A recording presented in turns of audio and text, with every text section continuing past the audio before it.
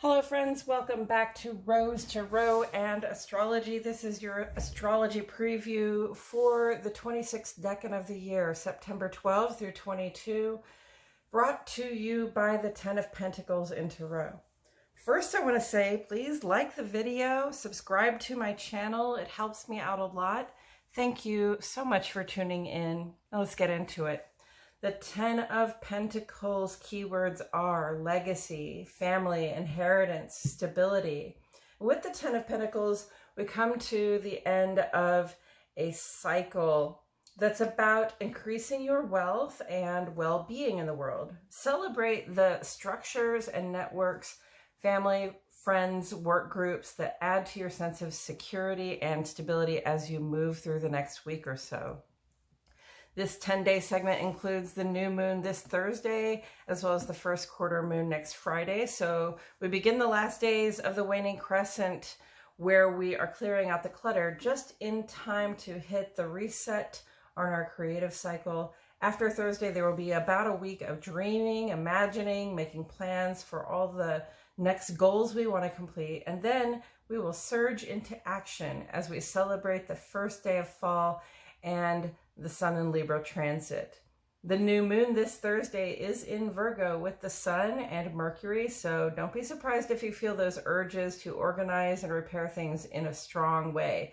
The new moon is our opportunity to reset, and we go into it knowing that the plans we make have to solve problems for us.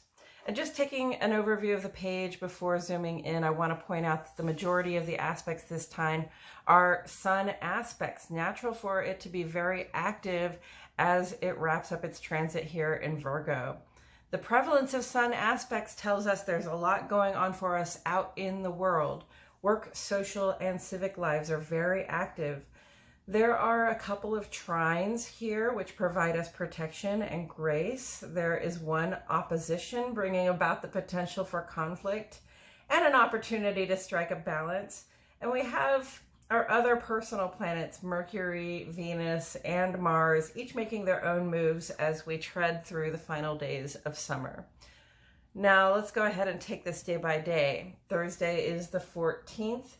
The Sun merges with the moon, creating the new moon, which will be almost entirely invisible to us, especially in the northern hemisphere. As I've said, the new moon represents an opportunity to start over with a new set of creative goals after having released what no longer served a purpose for us.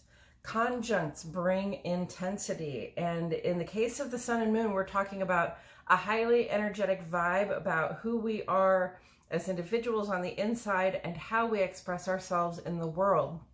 It isn't always an aligned feeling, but with both planets in Virgo, it's as though your personal circumstances ground and motivate you in your public life.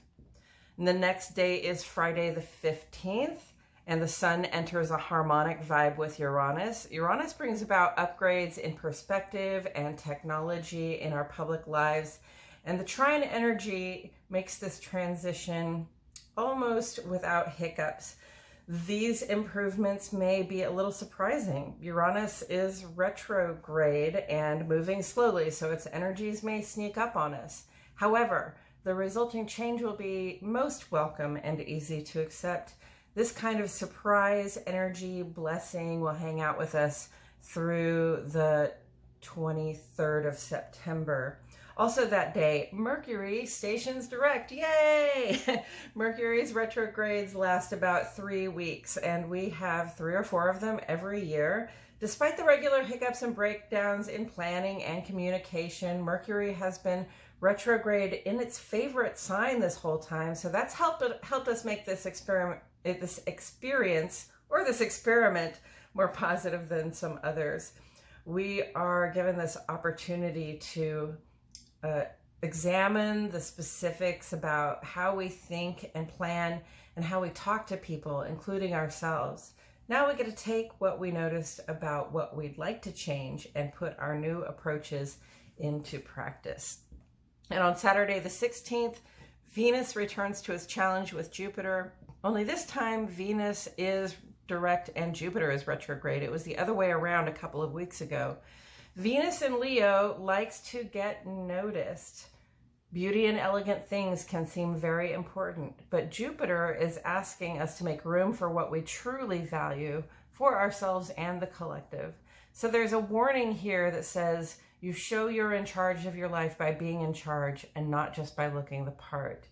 In the quest to be noticed, adored, and objectified as brilliant and beautiful, don't do so much that you overextend yourself financially or emotionally and fall out of balance. And we'll be working on this energy through about September 28th. The next major aspects happen on Tuesday the 19th. The sun finds itself in opposition to Neptune retrograde. Think of this as an opportunity to notice what you've been trying not to notice. There's a potential for self-deception, and it may feel like, hey, you know, I don't know what I don't know. But now you know there is something to look for. So it's an opportunity for you to learn something about yourself, which can be an enriching experience if you allow it. We'll have this opportunity to face our illusions through about September 27. Also that day, Mars makes an accommodation to Jupiter retrograde. Mars in Libra is at its weakest. So it's more a time to strategize than to make conquest, and that's what's involved here. We want our actions to reflect the expanded vision we have for our lives, the growth we've undergone, and the growth we seek. They have to show up in the things that we do. So if you find yourself getting a predictably disappointing result from something you regularly do, now's the time to make a different plan where you act differently in hopes of a better outcome. And this vibe lingers through September 23. Then on Wednesday the 20th, the sun is trine to Pluto. These two will be singing in harmony through September 28th. The sun is how you show up in the world, your public personality, and Pluto is always moving you through changes that add up to transformations. The trine vibe, again, brings ease of discovery. It lends us the flexibility and resilience to remain focused on our goals, even as our priorities shift. Expect an ending to be highlighted for you. Either you're finishing something up or you're realizing a door is closing. Very easy, no struggle. We are simply ready to move on from something. Check your charts to see what house the sun is in, and this will give you clues as to what kind of changes are coming. For example, my sun is in the 10th house, which is about my career and public roles. So I'm seeing change in regards to my public image in a way that makes it easy to step into a new way of doing things in my professional life. And the last day of this decan is Friday the 22nd. The sun moves on into Libra that day, which makes this the autumnal equinox. Fall takes over from here, and though we may still experience some warm temperatures, the days from here will grow shorter while the nights grow longer. This signals we are in the heart of harvest season, and by tradition, we would be gathering and preparing the resources we need for the winter in order to tuck them away and wait out the cold months.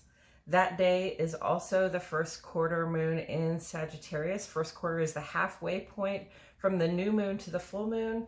And it's the day when we shift gears from planning to taking action to culminate our goals. Sagittarius is a great vibe for this phase of the moon because it brings a grand sense of curiosity and adventure to the quest for personal development.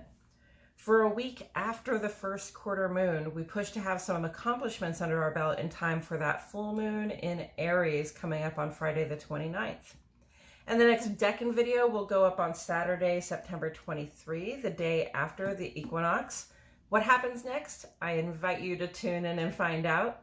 That's it for today's video, friends. Please drop 3 sun emojis in the comments and let us know what house your sun is in your birth chart. Thanks again for joining me today. I'll see you all in the next video.